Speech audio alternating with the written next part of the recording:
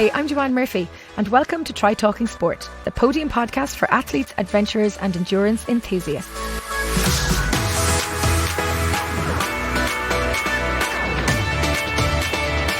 Welcome to episode 3 of Try Talking Sport. Today I'm joined on the show by Leo Hynes, triathlete, world champion and Para-Olympic hopeful. Leo from Tuam in County Galway is a proud member of Tri-Lakes Tri Club. He was a keen triathlete from the years 2009 to 2012, despite being diagnosed with macular degeneration in 2009. Although treatable for a number of years, the treatment stopped working in 2015, leaving him with just 10% vision in his right eye. He is now considered legally blind. After a few years of coming to terms with this life-changing condition, Leo has once again taken up the sport of triathlon as a para-triathlete. Supported by his wife Aisling, his 3 children Lauren, Fia and Aveen, and his fellow clubmates from Tri-Lakes. His journey from serious illness to world champion is one of resilience, inspiration, determination and commitment. Leo, welcome to the show. Glad you could join us and well done on your result last weekend at Westport Triathlon. Just a year on from your very first race as a visually impaired athlete with a massive improvement on your overall results. You must have been delighted crossing the finish line. Yeah, I was very delighted. I was very excited. All right. Last year in Westport, I think it was my first race as a para-athlete, visually impaired para-athlete. I did it with Stephen Corrigan, who's a chairman of Tri-Lakes Club. And I think last year we finished in 107th position. And I was delighted with that as well too. It was my first actually race as a para-athlete. But this year I was Mary Corliss was my guide, and we actually finished in 10th place this year. And so she's a demon of an athlete as well. She is, yeah. She dragged me around the swim and around the course and on the bike course as well too. Yeah, she was very relaxed during the race. I was suffering a bit, all right. Yeah. Stephen, I'm going to come back and talk to you a little bit about your eye condition, which you were diagnosed with 10 years ago, age-related macular degeneration. Did you ever think in the days and weeks after that you would be a world champion? Definitely not. I've come so much in the last maybe couple of years. When I was first diagnosed with AMD, I think it was in 2009. Age-related macular degeneration, it's basically where the blood vessels leak in the back of your eye and cause your central vision to become blurred. I first noticed it when I was doing a Sudoku puzzle, basically where there's a grid. It's a puzzle where you put the numbers 1 to 9 into it, and it's a grid you get in the newspapers and things like that. But it's made up of vertical and horizontal lines. But when I was looking at that, the lines weren't straight; they were curved. And as I moved my eyes up and down, left to right, the curve would move as well too. So I knew there was something not right here. So I just told Aisling, my wife, as well too, and she said, "Oh, we better make an appointment to see your optician, Leo Wall." So I made an appointment to see Leo Wall in Galway here, and he did a few tests, and I told him what was happening. He did a few tests and a few scans and things, and he said, "There's something here, Leo, I'm not happy with."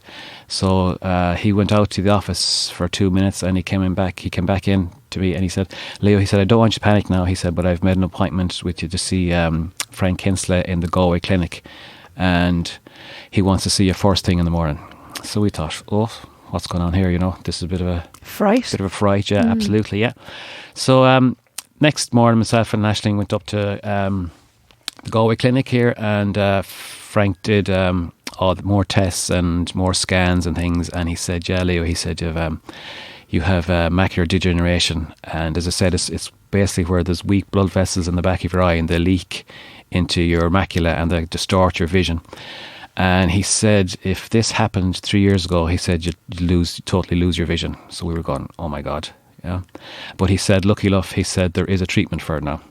So the treatment involves getting injections into your eyeball. Oh. Yeah. When I say that, people do the same reaction. They shrug their shoulders and they kind of wince a bit. And but you get used to it like anything else, So you get the... You say that so blasé, like as if it's just a normal thing. Well, it did become normalised to me, because I was getting them so regular, and when my vision would get blurred again, I just ring up and they'd see me straight away, and I just go up and they'd give me the injection there and then. And it just became second nature to me to get it.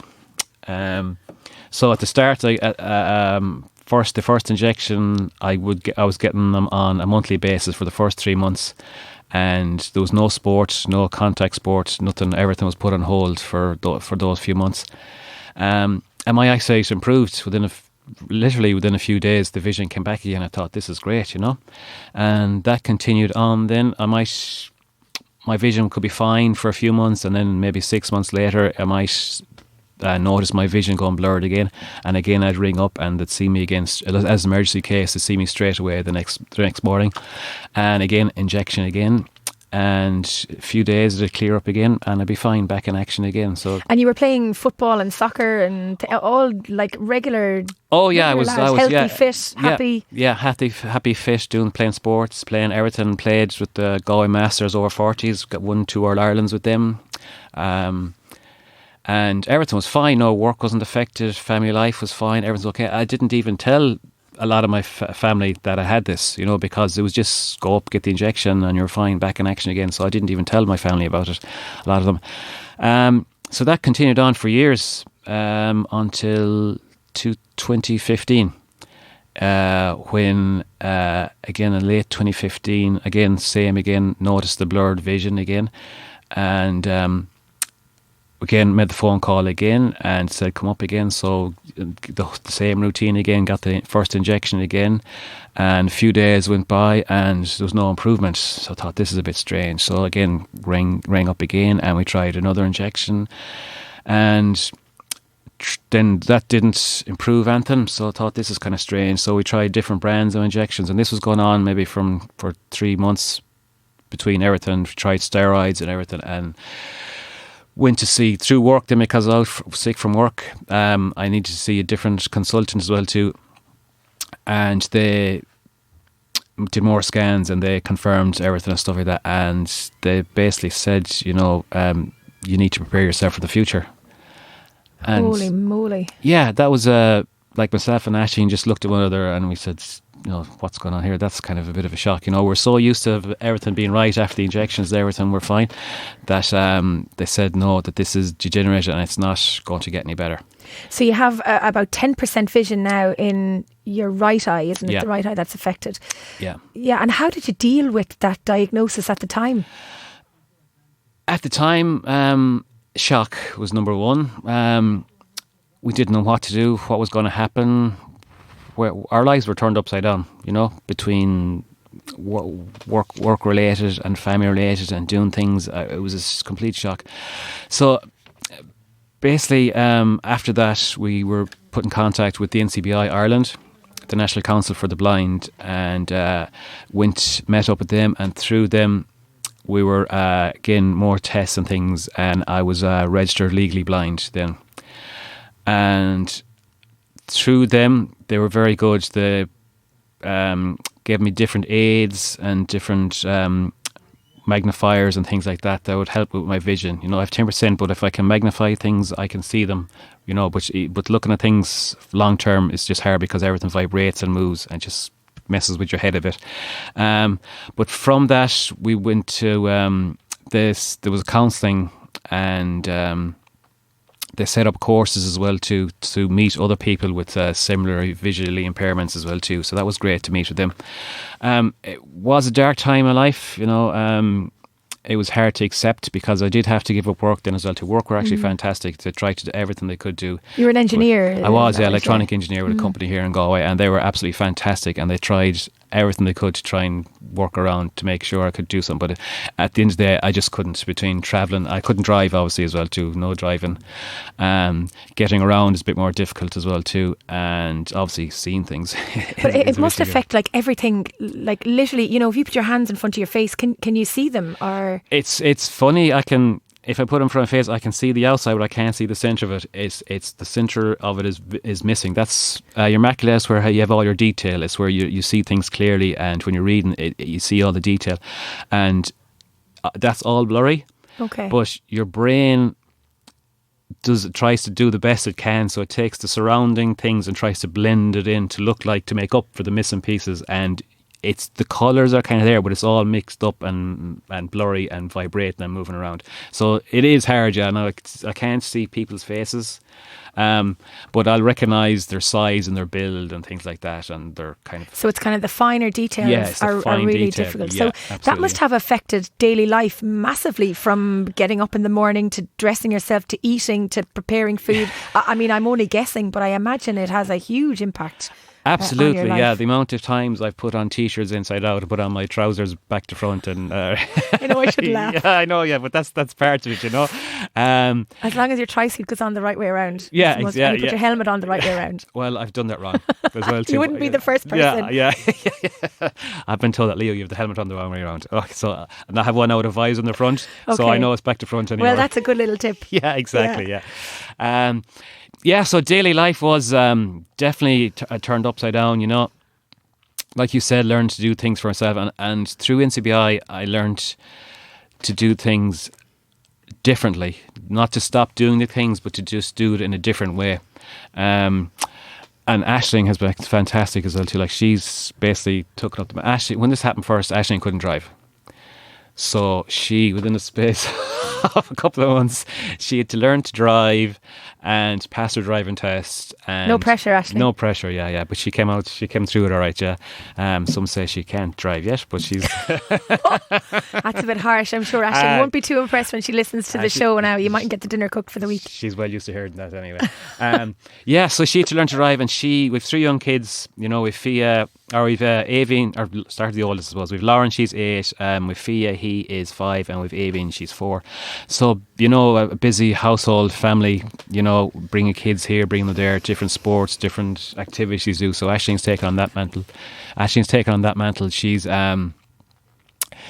basically running the show, driving here, driving there, collecting, and as well with me as well too, she has to bring me different places as well too, you know, because getting around, as I said, I don't drive. So that independence is a huge loss in your life. You know, you don't really miss it until it's gone. You know, you just take it for granted. Like, I can't just drive up to the shop to get a litre of milk or anything like that, or a loaf of bread, you know. And I was chatting to Aisling earlier, and you know, we were chatting about how it affected your life, and how, you know, you did go to that dark place, and it was quite tough, you know, to be out and about and not recognise people and be worried what people thought. And you've told us that you didn't tell your family, but what she did say, which was quite interesting, was that you were very busy at work and you barely, you know, you did get to see the kids, but now you had time, so you had to you were making the most of your time. Because when I was working, I was leaving the house at 6:30, and I wasn't back until about 7 or 7:30 in the evening, and the kids were just going to bed. So I was working, and I didn't see the kids, you know, which was tough. But now it's funny that now that I'm not working, and you're a full-time athlete now, though. Yeah, that's what someone said to me the other day, and I said, geez, I am too, you know. It just didn't sound like me, you know. But I've time now, and I'm a full-time athlete. It's basically eat, sleep, and train. But part of that as well too is when I finish my training, I have gaps between training where I do see the kids, and we go out and do things, and it's that in that respect. Even though I can't see, I see the kids more now. Do you know, that kind of way, because work isn't there, but. And so there's a silver lining to the really you have to, you know, when this happened, as I said, I went to a dark place and stuff, and I was kind of, I suppose, depressed and everything, and, you know, what am I going to do? This is the way I'm going to be, what's going to happen, you know. And I eventually kind of said, you know, kicked myself in the backside, you know, and Aisling helped as well too, and said, you know, how this is the way it is, this is it, you have to make the best of it, what are you going to do? So you had been an active triathlete from 2009 to 2012, and then when the injection stopped working, you stepped back. So what was the catalyst to get back into triathlon in 2017? Through NCBI, we had kind of a group session where you met other people, as said, with visual impairments as well too, and part of that was they asked, well, what did you do before you had problems with your vision? And I said, you know, I was into sport, and I was swimming and running and cycling. And they said, well, why have you stopped doing that? And I said, isn't it obvious? That's why I'm here, you know. I stopped it because I can't see. And said, no, you have to keep doing stuff you like doing, just find a different way of doing it. So I was going, okay, how do we deal with this? So with talking to Aisling, and, you know, I used to love swimming, and we used to go down to the pool. So she said, right, what we'll do is we'll go down to the pool and we'll see what we can do. So there was aquarobics on 3 days a week in there. So she said, right, we'll go in together and we'll do the aquarobics. So we went in, and again got familiarised with the pool, so I knew where everything was. And we joined the aquarobics, and there was myself and Aisling and maybe about 40 mature ladies in the pool.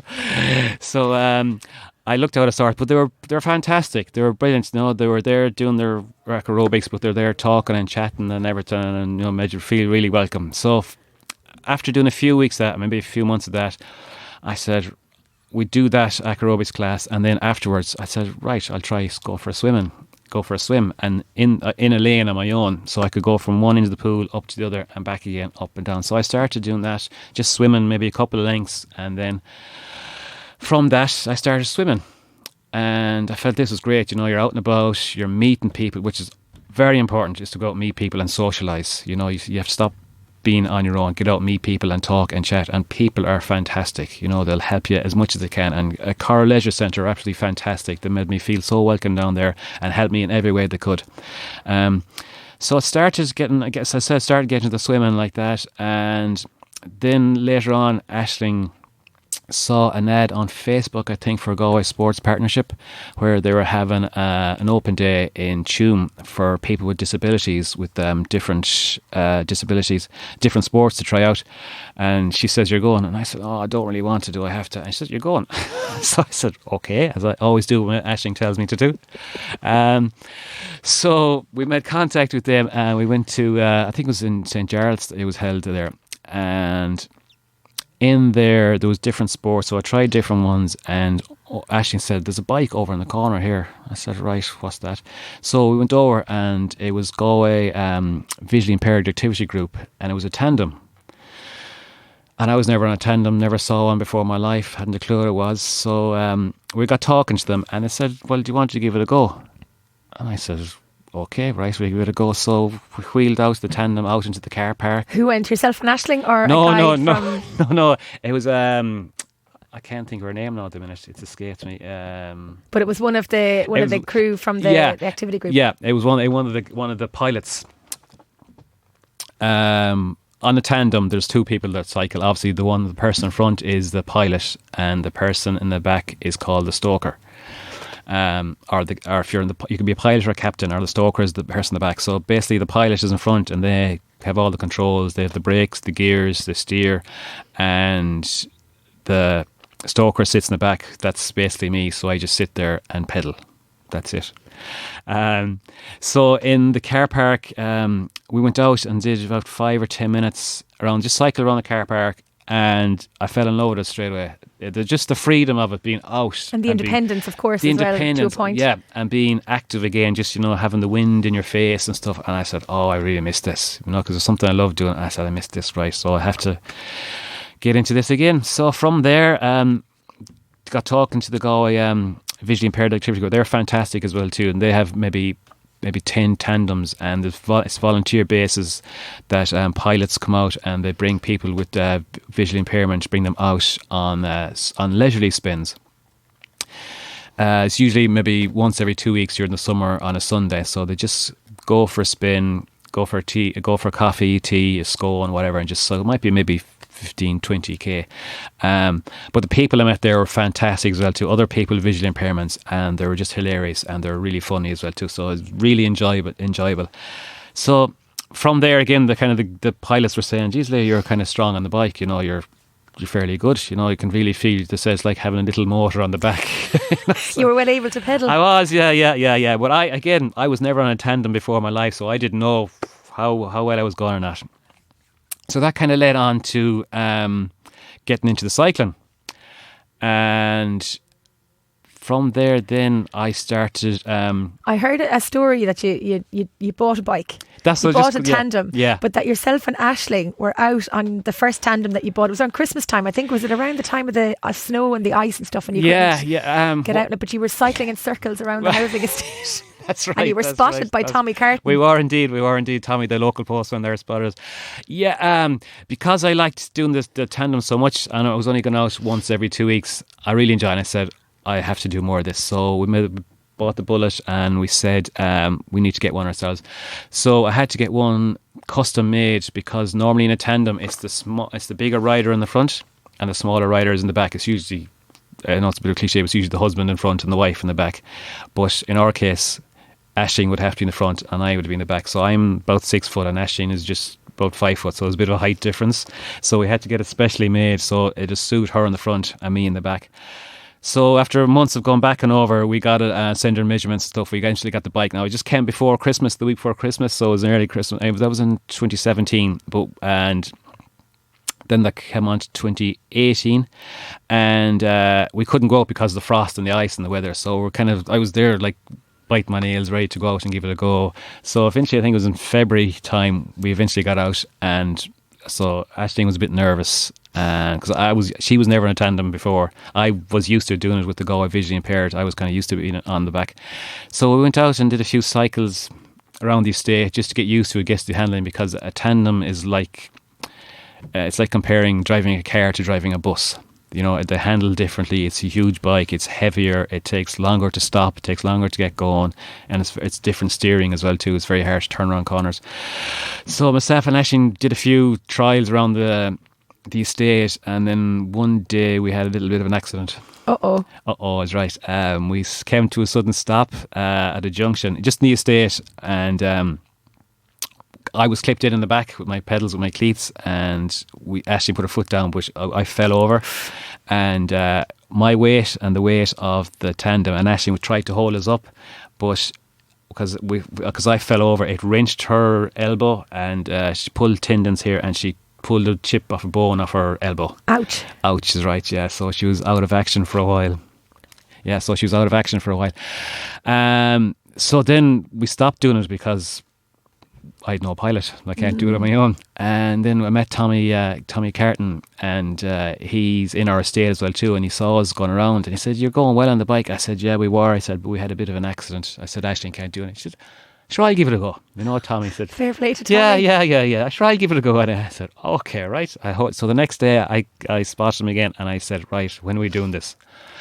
So we arranged to go the next day. Again, Tommy was never on a tandem in his life. But he's an athlete as well too, a very fit guy, used to doing triathlons and football and everything. So we cycled. He said, "We'll go for Spain. We'll go from Tuam as far as Ballantyne." So it was about 10 kilometres down, 10 kilometres back, and we both nearly had heart attacks on the way down with the traffic and being unfit and not used to being in a tandem, but we really enjoyed it. It was great fun. So it started there with Tommy, you know, and then Tommy, he enjoyed doing it as well too. So we kind of got gone out every few days, getting more regular at it. And then he said, "Sure, why don't you go back with the triathlon club and we'll do the Sunday spins?" And I said, "Oh my God."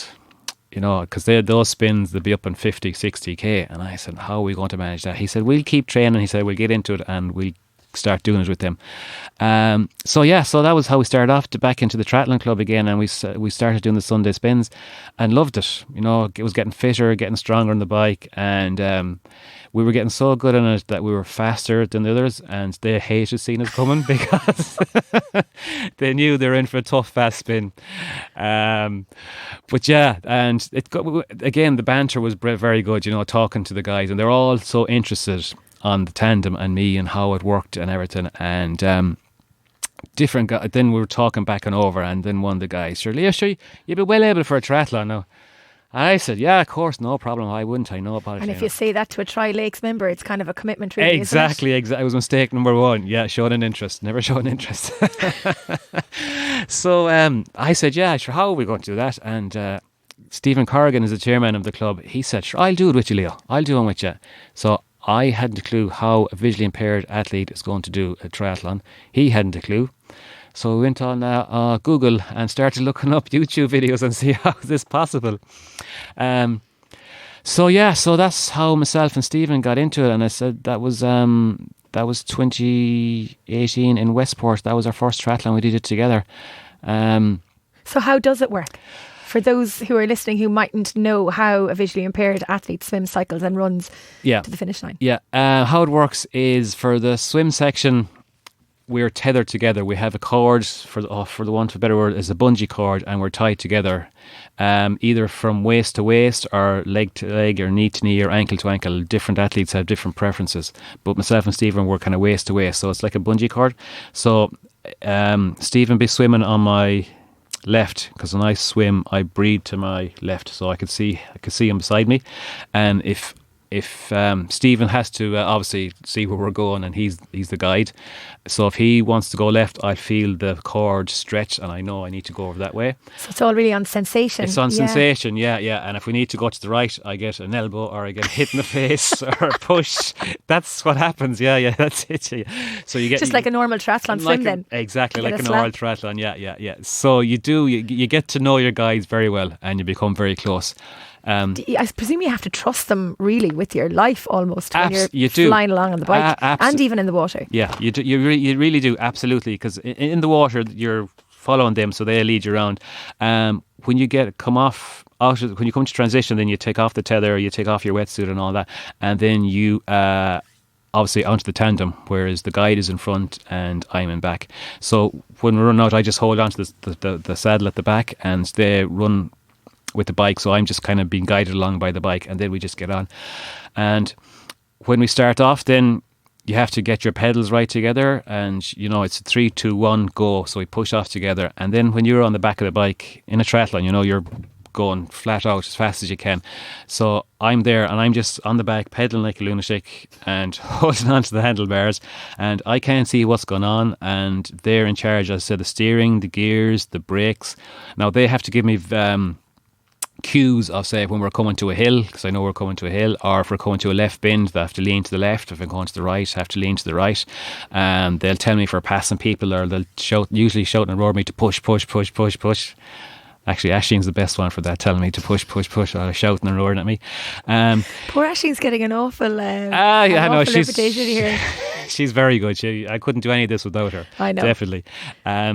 So again, we get to transition, and again we rack the bike, and then is actually the run part. So the guys kind of put me to where my runners are and things like that, so I just put the runners on and the glasses, and then we have a tether again for the run. You could be tethered again at the waist if you want, like a race belt, and again it's about I think it's a half a metre in distance it's allowed to be, or else you can hold a tether from your hand to their hand, but it's about a half a metre distance as well too. And again, on the run, they're guiding you as well too, so you can't see. It's mostly steps and potholes that I'd have a problem with, and they are telling you, talking to you the whole time. They're telling you, there's a step down, there's a step up, there's a left turn here, a right turn, and again they're guiding you, they're pulling you, and they'll pull you left, or they'll push you to go right. So you basically, you have to learn to trust them 1,000%, because... What's the scariest bit of doing that? I'm listening to you here and I'm like, I actually would be so scared to close my eyes and have somebody guide me down a straight road with no potholes or paths. Yeah, it does. It takes a bit of practice, and it takes a lot of trust between you and the guide. On the bike, you're like, we reach speeds... I think it was with Nick there too. Don't listen now, Aisling, just when you hear the speeds. Yeah, I think I think we were doing this there 2 weeks ago. We did a club TT, and we were coming down a hill, and we were hit 70 kilometres an hour coming down a hill. So when you're doing that speed, if something goes wrong, the result won't be good. You never get scared? At the start, yeah, but then I'm kind of an chilled out kind of guy, and I relax. I don't panic too much, but at the start it was very unnerving, because you have to get everything right, and going at those speeds of the bike, it can be scary, and things do happen then. And like, I don't know if I can say it, but one of my guys there the other day, we're going around the bend, and all I heard was Jesus Christ. And I won't say which guide it was. Yeah, I won't say which guide it was. He'll know himself when he hears it. And so we got around the bend, and we just about, and I said, are we all right? Are we all right? He says, yeah, we're grand. Keep going. So oh, wow. So it's not until the end of the race, he told me, we just got around the corner just about. But you have a number of guys, which I think is quite interesting, because you've mentioned Stephen Corrigan and Tommy Carton. You've had Dave Tilley. You're working with Stephen Teeling-Lynch, and then you also had Mary Corliss last week. Yeah. So how does somebody who's listening, who maybe wants to become a guide to somebody who's visually impaired, how do they go about it? Well, in the club, it started off with Tommy, and me going out with the guys, and then they kind of saw, well, geez, what's that like? And I said, come on, give it a go, whatever, because people are afraid because it's a responsibility on their part. They're taking, as you said, they're taking your life in their hands, and they're all nervous about it. And I said, look, we just give it a go. If we fall, we fall.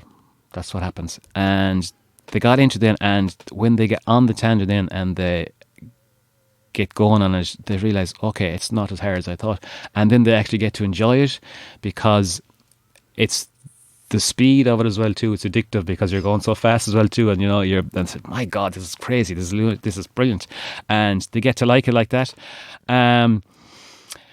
So that's how they just see, and they just ask me. I don't want to go asking people, but if they volunteer, and I'm only too delighted, the more people I have gone out, the better it is for me, because I said I have time to go out all the time. But with other people, they're busy and they have their own lives, and I don't want to be pestering them to go, asking them the whole time. But the club, the Triathlete guys, are actually fantastic. They're all volunteering, and they're only too delighted to go out, Isn't it brilliant, though, that you're getting that level of support from the club? Because some of those athletes that we've mentioned are exceptional in their own right as triathletes as well, that they're giving up their time to see you and to help you succeed. Yeah, absolutely. They're absolutely fantastic, and I've been lost without them. The support that I've got from them is fantastic. They're only too delighted to help me in any way they can.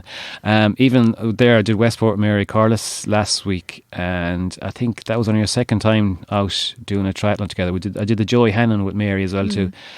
Never did swim together. I think we were out for 10 minutes the Friday before the triathlon in Joey Hannon.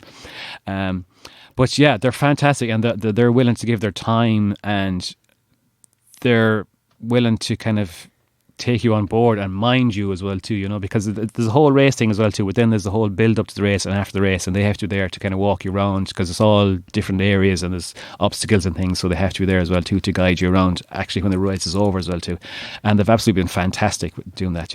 It's funny how you say the word mind you so easily, having been so independent before you had this the disease kind of took effect, really, and how casually you say it. But I can imagine years ago the thought of you saying that somebody else is minding you would have been quite difficult.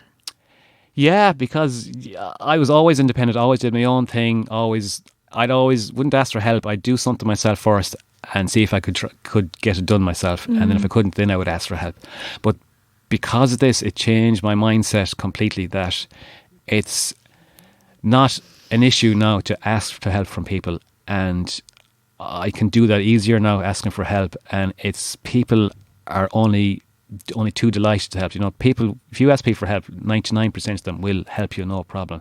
And I've found that as well too. It's just the kind of the generosity in people and how good-hearted and kind-hearted they are, that if you ask them, there's absolutely no problem, no issue whatsoever, and they'll help you out. Well, I think as well, Leo, that they're quite inspired by what you're doing and what you've done and how you've overcome an illness that could have seen you sit as a couch potato and just let everything slip away from you, including your eyesight. But you're out there, you're racing, you're training, you're making the most of a situation that for other people would have been the end of their world as they know it, but you've changed your world.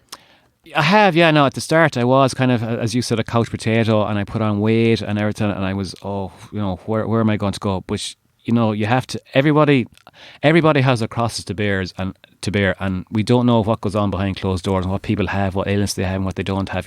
But you have to. There's always someone kind of worse off than you. I don't know how it'd be if one of my kids were sick or something like that. But I have this now. I just said to myself, I have to deal with this, make the best out of it I can. And you can. I said, I have to get up and do something. And I did.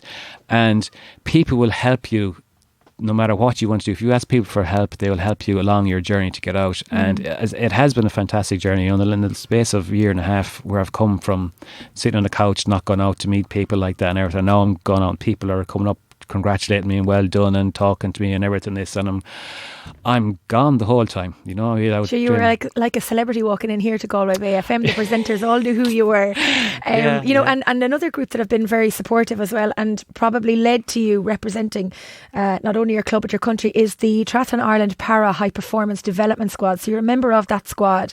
How has the inclusion in the squad helped to develop you as an athlete? Absolutely, yeah. I joined the para squad there. I think in 2018, it was just my times were getting better. I think I did like 7 triathlons in 2018, local ones, and my times were getting better. And I got involved in with the para high performance team, and through Eamon Tilley, who's the HP high performance director for the para group. And Eamon's been very instrumental in trying to develop the team. He every month, once a month, we meet for training days in Dublin. So we go up to Dublin every month. We meet up there as a group. Now there's lots of there's people with visual impairments, there's people with wheelchairs, there's people that have prosthesis, legs and arms, and they're an amazing bunch. They really are. They're fantastic. Like what they have done to get with their disability, they don't see it as disability, they just see it as their ability to do something and how they're going to do it. Now the Triathlon Ireland team are very good at that. They've really progressed in the last while now. They've nutritionists on board, they've running coaches, they've strength and conditioning coaches, and they've medical team as well too. They've doctors, they do all your tests, your DEXA tests, your fitness tests, and so that team is there in the background, and they do fantastic work there, and Eamon does. And when you go up then for once a month, then you're kind of just... It's to kind of just to meet as well too, to meet everyone and discuss what you're going to do, as well as just seeing how your training is going as well too. Part of all that, and I've been on that performance team, is you have to basically become a professional athlete. You have to. That's such a terrible thing, really, isn't it? It is. It's, you're a professional athlete now. I said, no, I'm not. You are. There's people listening to the show here that only would dream of having a pro license and being able to go and race professionally. Yeah, I know. Yeah, it is brilliant doing something that you love doing. It is. But it is hard work as well. It's a job. It is a job. So you have to keep a training diary. You have to write down what your training is, how you felt. You have to take your heart rate every morning, your resting heart rate. You have to watch your diet. You have to record your food, what you eat, filling out everything. Again, you have to work out your calorie restriction. You have to try and lose weight if you can, but then eat enough to keep your performance. Get the balance right. Exactly. For both. Yeah. Excuse me. So you have to keep track of everything. Your sleep is very important. People don't realise it, that you need to get your 8 and 10 hours, if you're lucky, sleep if you can. With the 3 small kids, I'm not sure 10 hours of sleep is possible, is it? They're not too small now. No, not too small. No, not too small. They're getting, but they've come to know the routine as well too, and everything. So they're very good. Yeah, so that's all part of it. It is. You're eating, you're sleeping, and you're training. But it is. I love the training. If I didn't love it, I wouldn't be doing it. But you get a great buzz of it, and you feel brilliant. Physical activity and exercise gets your body feeling better, but also gets your mind as well too. It clears your mind. There's nothing like going out, putting in a good effort, and you feel great. And once you have a bit to eat, a shower and a bit to eat, and you feel great, you get a real buzz off it. It sets you up for the day, no matter what you're doing. I think that's hugely important, no matter what level of sport you're at. I think if people can move their body, they actually help their minds as well. And it's hugely important that we, get involved in a sport that we really enjoy. And it's just lucky that triathlon is something that we definitely both landed on. For anybody, it doesn't have to be triathlon, any sport at all. Once you're getting up being active, if you when I started, I remember my first day going up to the para training in Dublin. I met Eamon Tilley, and I was talking to him, and he said, right, we're going to see what you can do. He said, I think it was 3 1K efforts, I think, at the start. And I did the first 2 laps, and he turns to Aisling and he says, tell him he doesn't have to do any more. Oh, wow. Yeah, because I wasn't able to walk. I was so kind of overweight and unfit and everything, and he said he doesn't have to do anymore. But I got better, and again I trained, and I think I said I've lost maybe about 13 kg, so that's nearly 2 stone in weight.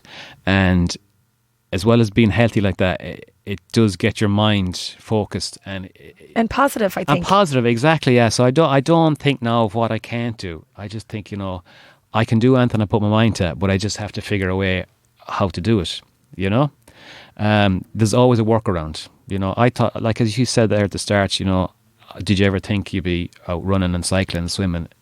when you're first diagnosed. I said, not a notion, no. But I never knew those tandem bikes you could do that, or being tethered together, people to guide you around. So no matter what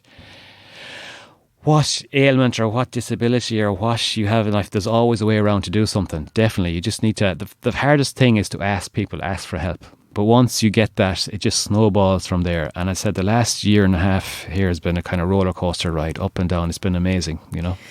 Your passion and your interest in the sport is actually infectious. I'm sitting here thinking, jeepers, I really better get out on my bike today and do something, because I feel quite lazy. But just it's actually infectious, and your passion is very, very clear for the sport, which has led you to racing with some fantastic results both at home and abroad. All that training, all that consistency and determination. You raced at the ITU Multisport World Championships in Spain earlier this year.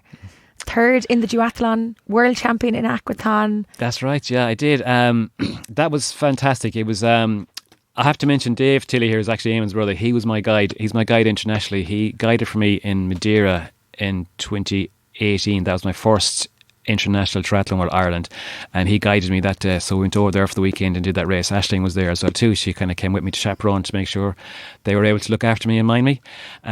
But yeah, Dave was my guide. So we were 2 weeks. We spent 2 weeks in Pontevedra in northern Spain for the ITU Multisport Championships. And again, I have to say to Dave here, a huge thanks to that, because he had to take 2 weeks off from his life and his family and his commitments, and to be out there with me and take care of me. So we're out there with a few other para-athletes as well too from Team Ireland. How does it make you feel saying you're part of Team Ireland? Yeah, it's kind of when cool, I said it isn't there, yeah, it does. It kind of, wow, geez, yeah, that sounds cool. Yeah, just thinking about it there. Yeah, so being part of Team Ireland, it's fantastic, and the guys are absolutely brilliant. They're brilliant. So we were over there for, as I said, for 2 weeks. So I just went over just again get race experience. Now it's duathlon, and it's not a triathlon because it's a bit earlier on the year, so the water's a bit cold. So the duathlon was on the 28th of April. So did that race and came third in that, came bronze medal in that. So I was delighted with that. And I think 4 days later then was the aquathon, which is a 1k swim and a 5k run after that then as well too. So took part in that and surprised myself and Dave, and we actually won it. We got the gold medal, so I'm the world champion. I saw you crossing the finish line. I saw the VT. Yeah, it didn't look pretty, did it? Well, it looked like you absolutely raced your heart out and crossed the finish line with nothing left. Yeah, I did. That's me. I'm stubborn and determined, and I get to the finish line no matter what. And I really pushed it that day. Really gave it a huge effort in the swim, myself and Dave.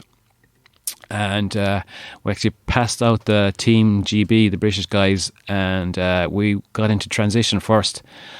And we were shocked because all their gear was, because they were right beside us, and all their gear was still there. And we said, they're still in the water. Dave said, they're still in the water. I said, what? He said, they're still in the water. I said, come on, quick, put your shoes on. We're going. So I said, all right. So we really pushed it then, because we knew we were ahead. So we really pushed it and gave it everything. And a 4.5k, maybe 4 points, I was fine.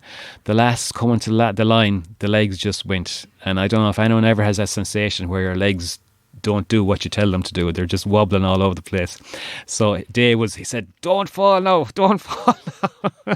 So the last 10 metres he was counted down, 10, 9. He said, you're near there now. So we just literally fell over the line. Broke the tape and fell over. Broke the tape and fell over the line. Yeah, but you were a world champion crossing the line. Yeah, was a world champion. Yeah, it was delighted, I was really delighted. But I really wanted to do it for Dave as well too, because he's been so good to me, and he's a world champion as well too, and I as well too, which is very important. Delighted. What was it like standing on the podium? It was surreal, because the Pontevedra Festival, there's it goes over a week, maybe a week and a half, and there's like 4,000 athletes there. So it's all athletes, the whole place was athletes, and the atmosphere there was fantastic. And those other Irish athletes there, age groupers as well too. So even across the line, you could hear them cheering and stuff and everything, and it was brilliant. And then to get up on the podium, as world champion, and you call your name out, in first place, gold medalist, world champion, Leo Hynes, and I was going, jeez, oh, that's me, So yeah, myself and David up, and the crowds were fantastic, and the Irish, all the ole, ole, ole was going in the background. It was brilliant. The Irish fans are fabulous no matter what they're doing, you know. So you're targeting Tokyo 2020 as your next big goal. Yeah. What's the qualification process to make it to the start line? Because I believe it's a lot of international and races you have to complete to get there. Yeah, the qualification year starts from June this year to June next year, and basically you have to compete in international races, and they pick your best 3 races out of the races you've done throughout the year. And now it's a difficult process to get into the races. It's difficult to qualify, but I'm going to give it a shot. I'm going to try my best. There's only maybe 10 or 12 positions available in Tokyo 2020. So it'll go on your 3 best results. And to get into the races, it goes according to your rankings. Your world rankings. So the higher up your rankings are, the more chance you have to get into the race. And when you get into the race, then the more chance you have to get the points. So it's kind of a catch-22. The more points you have, the higher up in the rankings. So it's difficult, but you know, doable. Well, I'm going to give it as hard a shot as I can. You know, I'm going to try my best. Doable. Yeah, why not? Why not? You know, I thought a year and a half ago I wouldn't be cycling, swimming and running, and I am. So, you know, nothing's impossible. Put your mind down to it and hard work. You can achieve anything. Aisling and the kids must be so incredibly proud of all you've achieved and where you've come from. They are absolutely brilliant, yeah. Aisling's been fantastic. Without her support and all this, you know, she takes care of all the family life, you know. She looks after the kids, looks after me, looks after the house, looks after everything. The kids are brilliant. They love what I'm doing. They come to a lot of the events. You know, we were doing a time trial there last night around Tuam as well too, and they were there in force as well too. And just to hear, you know, come on, Daddy, you can do it, and shouting there, it's a brilliant feeling, and it's great for them as well too to see me being active as well too. You know, and it's great for them. So hopefully they'll follow in the footsteps and be out being active as well too and doing everything. You know, it's great. Are any of the 3 of them doing any little bit of triathlon with the juniors down in Tri-Lakes? Not yet. No, they're a bit on the young side yet now, but Lauren, they're all playing camogie, football. They're all doing other sports, but I think now maybe next year, if I get my way, they'll start doing triathlon, because in the future, you know, I need new pilots for cycling. Well, that's it, and they'll have youth on their side as well. Exactly, yeah. So what do you do for downtime yourself? There's very little downtime, but what I try to do is you listen to podcasts, don't you? I do listen to podcasts, especially this one now as well too. Yeah, and I was listening to Caroline there earlier on during the week as well too, in the podcast. Again, it's try to do as much as I can with the family and do bits around the house. But even this year now, strange as it may sound, I decided to take up the banjo. It's something I wanted to do for years, and I took it up there maybe just under a year ago as well too, and started getting lessons, and so I can play a few tunes there now, and I'm getting to like it. Practice isn't going too well because I'm too busy running, swimming and cycling. So I put it in the case away for the while, but maybe now in the winter and the off season I'll pick it up again and give it a go. Very good. And what are you most proud of, Leo, of your achievement in the past 10 years since you were diagnosed? What am I most proud of? I think one of the things is obviously representing your country. You know, wearing the green, white and gold of Ireland, wearing the tri-suit with your name on it. That was a proud moment. You know, my first international race, as I said, Madeira, was very, very proud. But I think just turning my life around is probably the main thing. You know, it might seem kind of a bit weird, but it is just going from where I was to where I am now. And it's just that in your own mind, no matter, you can put your mind to something and you can achieve it. You can do it. You know, it's just a matter of saying, right, I'm going to do this, and it just starts off with small steps. You know, as I said, this like world champion now in aquathon, swimming and cycling, running. I started off doing aerobics. You know, it's just you just have to start somewhere and take small steps, and you'll get there eventually. And I think that's what I'm proud of, and for my own benefit, what I've done myself, but I'm proud for my family as well too, and you know, and the whole triathlon community. It's really family based, and they're really supportive. No matter what you ask them to do, they're always there. And it's, you know, going to triathlon is a brilliant feeling, because I know it's a race, but everyone is just racing themselves, and they're just out to do their own thing. They're out there to cross the finish line. You know, most people are at the start and said, "Please let me finish the swim. Please let me get finish the swim. Please let me not get a puncture on the bike." Exactly. Yeah. Please let me cross the line. Please let me. So, you know, and everyone is there, and when they see me as a visually impaired athlete and someone there guiding me, the shouts and the encouragement you get is fantastic. You know, so I'm just proud of what I've achieved, and in the triathlon community as well, to how people have accepted and supported me, I suppose, something like that. Yeah. I think a lot of people listening to the show today will be very inspired by your story, but I'd like to hear who inspires you in sport. Who inspires me in sport? That's a good question. I could mention loads of names, from different sports, different things, but I think the other para athletes really inspire me. To meet them up at the training sessions, they're fantastic. There's people coming in there in wheelchairs, or they're coming in with a prosthetic arm or prosthetic leg or whatever. They are just fantastic. How they've done things as well too. No matter, they've come over their adversities as well too, and it's them, I think, that really kind of inspire me, because I think they're fantastic. They say, oh, you can't see too much, you're a fair play with them. But I said, sure, look at you in a wheelchair and you're doing them as well too. I said, you're fantastic, and look at Tojo there, you've only one arm and he's flying it and he's fantastic. I think they do. They're just ordinary people doing extraordinary things, Well, on that very positive note, I think we will finish up the interview. Thank you so much to the hugely inspiring and determined Leo Hynes for joining me here on the show today. Huge thanks as always to Galway Bay FM for the use of their studio to record the show. I hope you enjoyed it. Thanks for listening to the podcast. For more information and to subscribe for free, go to www.trytalkingsport.com.